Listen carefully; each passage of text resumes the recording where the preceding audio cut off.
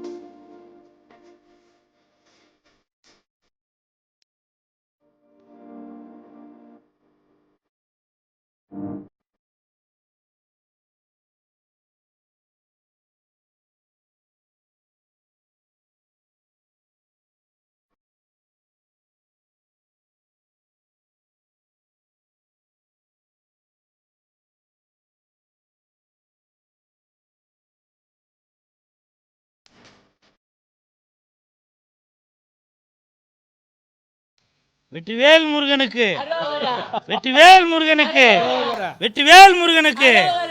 இப்போ இந்த வீடியோ பார்க்குறவங்களாம் நினைப்பீங்க என்ன எப்பவும் கூல் சுரேஷ் வந்து வெந்து தெளிந்தது காடு அப்படின்னு தானே சொல்லுவார், இன்றைக்கி என்ன வெற்றிவேல் முருகனுக்கு அரோகரான்னு சொல்கிறாரு அப்படின்னு நினைக்கலாம்.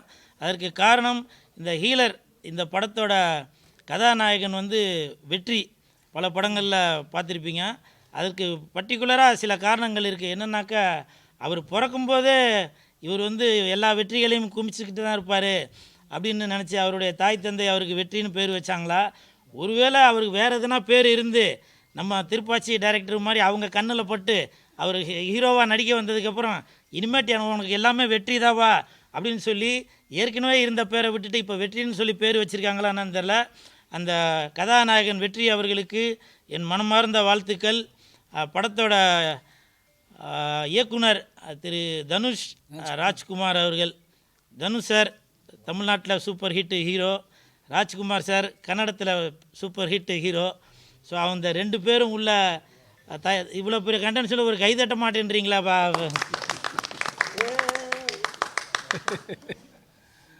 இல்லை, நான் எதுக்காக சொல்கிறேன்னா அந்த தனுஷும் சரி ராஜ்குமாரும் சரி ஒரு ஹிட்டான பேர் இது.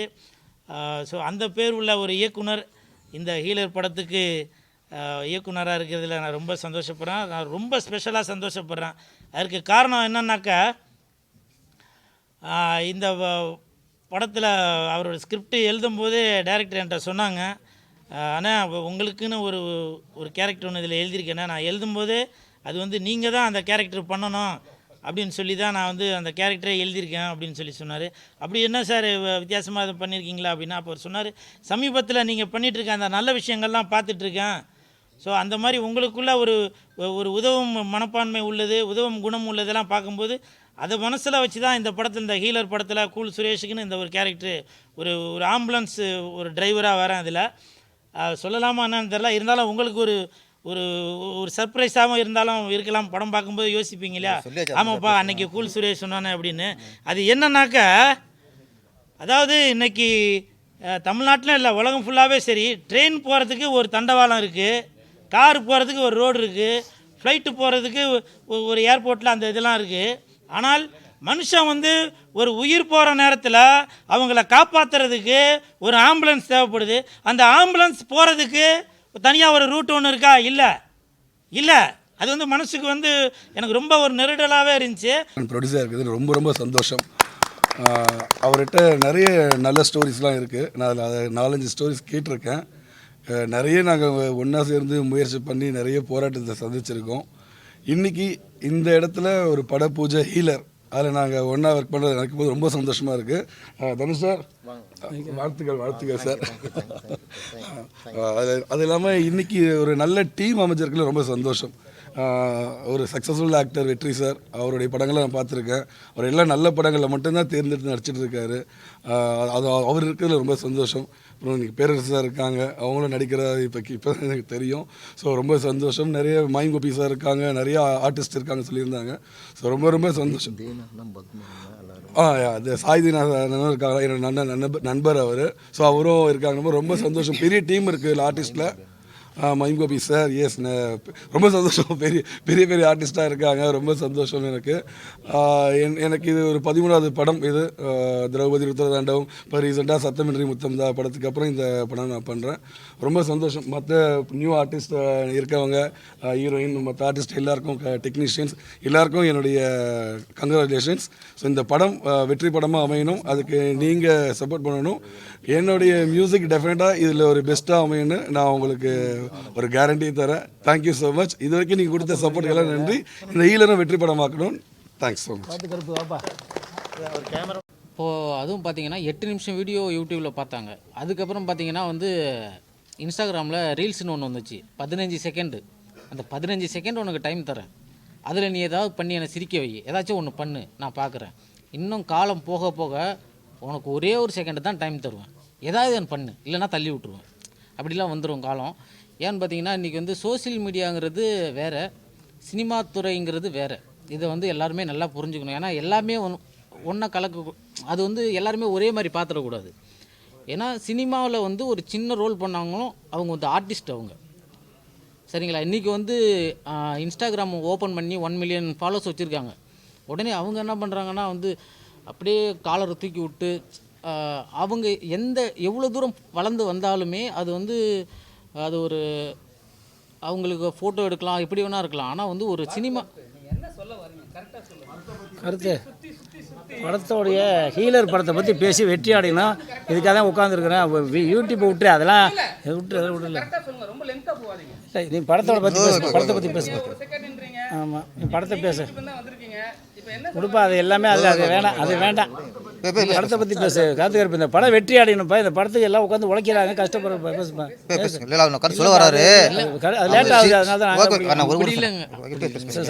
எனக்கு என்னன்னு கேட்டிங்கன்னா படத்தை பற்றி அந்த தெளிவாக நான் பேசிட்டேன்னா அப்புறம் நான் காத்துக்கருப்பு கலை இல்லைன்னே நினச்சிருவாங்க. சம்மந்தம் இல்லாத பேசினா தான் காத்துக்கருப்பு கலை அப்படின்னு முடிவு பண்ணுவாங்க. அதனால தான் என்னுடைய அடையாளத்துக்காக நான் இதை பேசிகிட்டு இருந்தேன், வேற ஒன்றும் இல்லை. படம் வந்து கண்டிப்பாக வந்து வெற்றி பெறணும். எல்லாருமே வந்து தமிழ் சினிமாவுக்கு வந்து எல்லாருமே சப்போர்ட் பண்ணுங்கள். எல்லோரும் ஹார்ட் ஒர்க் பண்ணி இன்றைக்கி வந்து நல்ல நல்ல கதைகள் வச்சு இந்த மாதிரி சார் மாதிரி நல்ல கதையாக சூஸ் பண்ணி மக்களுக்கு வந்து ஒரு நல்ல கதையை கொடுத்தாக்க கண்டிப்பாக படம் வந்து வெற்றி காணும். அதே மாதிரி தமிழ் சினிமாவில் வந்து காமெடிங்கிற இடத்த வந்து இன்னும் கொஞ்சம் ஃபில் பண்ணணும்.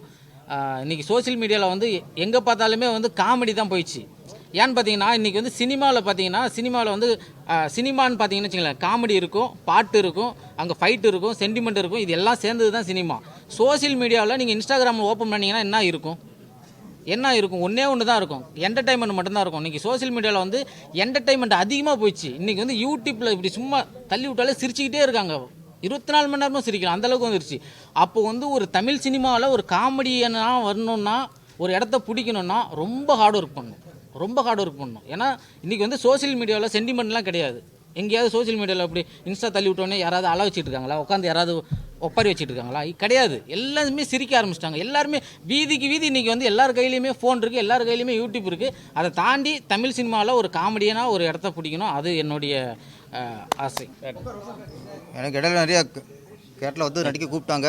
எனக்கு ரொம்ப கொஞ்சம் தயக்கம், நடிகராக போகிறதுக்கும் தயங்கிட்டே இருந்தேன். நிறைய அவாய்ட் பண்ணியிருக்கேன். இவர் வந்து அது கதை சொன்னார். கதை சொல்லும்போது அந்த கேரக்டர் பிடிச்சி போச்சு. இந்த கதையில் உள்ள கேரக்டர் சமூகத்துக்கு ஒரு நல்ல விஷயம் சொல்கிற ஒரு கேரக்டர். அந்த கேரக்டர் பிடிச்சதுனால தான் சரி நடிக்கலாங்கிறது நான் ஒத்துக்கிட்டேன். இன்னொன்று மருத்துவம். நான் ஏற்கனவே திருப்பதியிலே இதே மாதிரி நான் சொல்லியிருக்கேன். திருப்பதி படத்தில் அஜித் சார் நடித்த படத்தில் இந்த பிரசவங்கிறது 2 உயிர் சம்மந்தப்பட்ட விஷயம். அது வந்து எல்லா ஹாஸ்பிட்டலுமே பிரசவம் வந்து இலவசமாக பண்ணணுங்கிறது அதில் ஒரு நான் வலியுறுத்திருந்தேன். அது ஒரு பாயிண்ட் தான், பிரசவம் வந்து இலவச திட்டமாக அறிவிக்கணும் அப்படின்ட்டு. ஆனால் இதில் வந்து டோட்டலாக மருத்துவம் எந்தளவுக்கு வியாபாரம் ஆக்கப்பட்டிருக்கு, மருத்துவத்தினால் நடுத்தர மக்கள் எந்தளவுக்கு பாதிக்கப்படுறாங்க அப்படிங்கிறத சொல்கிறாரு. அதில் உங்களுக்கு ஒரு கேரக்டர், ஒரு நல்ல கேரக்டர், சமூகத்துக்கு நல்ல விஷயம் சொல்கிற கேரக்டர். அது அந்த கேரக்டர் பிடிச்சதுனால தான் ஸோ நடிச்சிடலாம்ட்டு ஒத்துக்கிட்டேன்.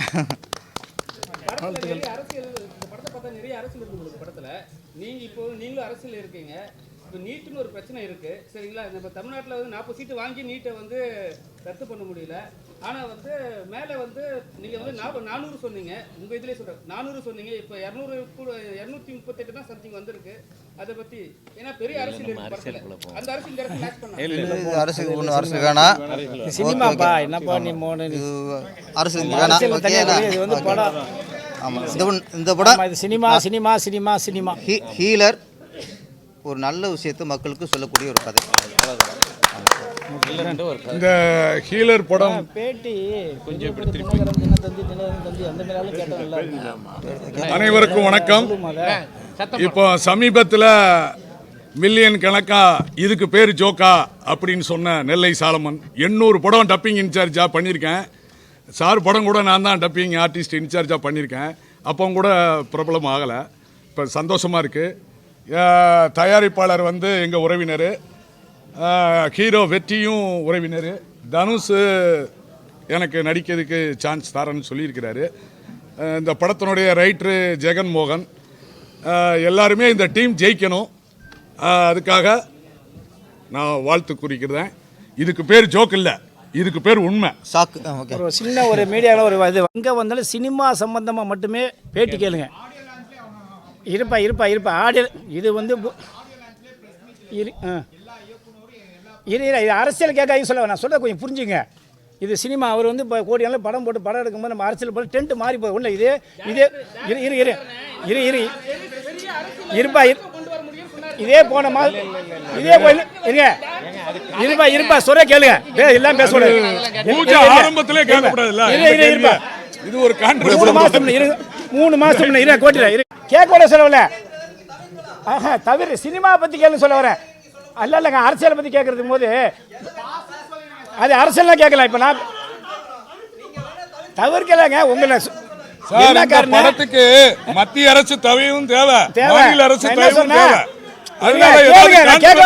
போட்டு கேளுங்க அவர் என்ன நடிக்க அதை கேளுங்க. ஒரு நேரத்தில் இருங்க, ஒரு காலத்துல தந்தி, தினத்தந்தி, தினகரன், மாலைமலை இப்படி எல்லாரும் கேட்டாங்க. நான் கேட்கல சொல்லல, அவங்க சினிமா பத்தி தான் கேட்டுருந்தாங்க அன்னைக்கெல்லாம். அதுதான் சொல்ல வரேன். நீங்க இவ்வளவு சொல்றீங்கல்ல, ஆமா, இதே வந்து ரஞ்சித் சார் கிட்டயும் மாரி செல்வராஜ் கிட்டயும் மற்ற நிறைய டைரக்டர் வந்து அரசியல் பேசுறாங்க சார். அது அவங்க ஆமா, அவங்க கிட்ட நீங்க வந்து நீங்க மேடையில பேசும்போது நீங்க அதெல்லாம் பேசுங்க கேட்க கூடாது. நீங்க கேட்க மாட்டீங்க. நான் கேட்பேன். இருந்திருந்தா கேட்டிருப்பாரு. சத்தியமா கேட்பேன். இருந்தா ஏங்க அவங்க அரசியல்னா வேற மாதிரி. ஏங்க அவங்க அரசியலும் சேர்க்குறாங்க, ஜாதி சேர்க்குறாங்க. எங்கள் சங்கம் அப்படி சேர்க்கலங்க தான் சொல்ல வந்தேன். புரிஞ்சு சார், நீங்கள் அரசியல் சங்க ஜாதி ஒன்று சேர்க்குறீங்க. நாங்கள் அரசியலும் கேட்கல, ஜாதியும் கேட்கல. எங்களோட சினிமாவுக்கு தான் நாங்கள் லட்சியமாக சொன்னோம். அதனால தான் சொல்ல என்ன நல்லா 30 வருஷத்துக்கு இருக்கிறதுனால அன்னைக்கு இருங்க சுபியா, அன்னைக்கெல்லாம் பார்த்தீங்கன்னா தினத்தந்தி, தினகரன், மாலைமலர், மாலை முரசு இப்படி பல பேப்பர்லாம் இருந்தப்ப அவங்க வந்து அந்தந்த இதை ஹீரோ ஹீரோயின் வந்து பேட்டி கேட்பாங்க. அரசியல் கேட்காம தான் சொல்ல வந்தார். வேறு யாரும் தப்பா நினைக்கணும். நன்றி, அனைவருக்கும் நன்றி. இதுதான் சொல்ல வந்தேன். அரசியல் தான் இப்போ சொன்னாப்ல போகணே. அரசியல்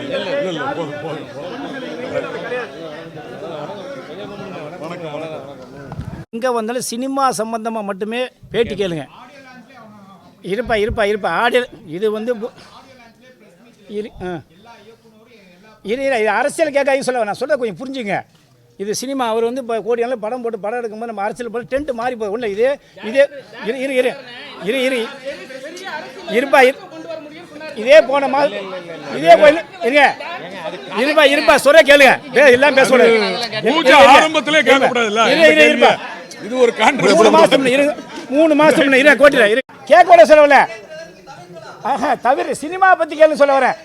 இல்லைங்க அரசியலை பத்தி கேட்கறதுக்கு போது அது அரசியல்லாம் கேட்கலாம். இப்ப நான் தவிர்க்கலங்க உங்களை படத்துக்கு மத்திய அரசு தவையும் தேவை, மாநில அரசு தவையும் தேவை. போட்டு கேளுங்க அவர் என்ன நடிக்க அதை கேளுங்க. ஒரு நேரத்தில் இருங்க, ஒரு காலத்துல தந்தி, தினத்தந்தி, தினகரன், மாலைமலை இப்படி எல்லாரும் கேட்டாங்க. நான் கேட்கல சொல்லல, அவங்க சினிமா பத்தி தான் கேட்டுருந்தாங்க அன்னைக்கெல்லாம். அதுதான் சொல்ல வரேன். நீங்க இவ்வளவு சொல்றீங்கல்ல, ஆமா, இதே வந்து ரஞ்சித் சார் கிட்டயும் மாரி செல்வராஜ் கிட்டயும் மற்ற நிறைய டேரக்டர் வந்து அரசியல் பேசுறாங்க சினிமா சார், அது அவங்க இருக்கு சார் Right, ஆமா. ஏன் அவங்க கிட்ட நீங்க வந்து நீங்க மேடையில் பேசும்போது நீங்க அதெல்லாம் பேசுன்னு கேட்க கூடாது. நீங்க ஏன் கேட்க மாட்டீங்க? நான் கேட்பேன். அவர் இருந்திருந்தா கேட்டிருப்பாரு. சத்தியமா கேட்பேன் இருந்தா. இருங்க நாங்க கேட்டேன். ஏங்க அவங்க அரசியல்னா வேற மாதிரி ஏங்க அவங்க அரசியலும் சேர்க்குறாங்க, ஜாதி சேர்க்குறாங்க. எங்க சங்கம் அப்படி சேர்க்கலங்க தான் நான் சொல்ல வந்தேன். புரிஞ்சு சார், நீங்க அரசியல் சங்க ஜாதி ஒன்று சேர்க்குறீங்க. நாங்கள் அரசியலும் கேட்கல, ஜாதியும் கேட்கல. எங்களோட சினிமாவுக்கு தான் இதை லட்சியமாக சொன்னோம்.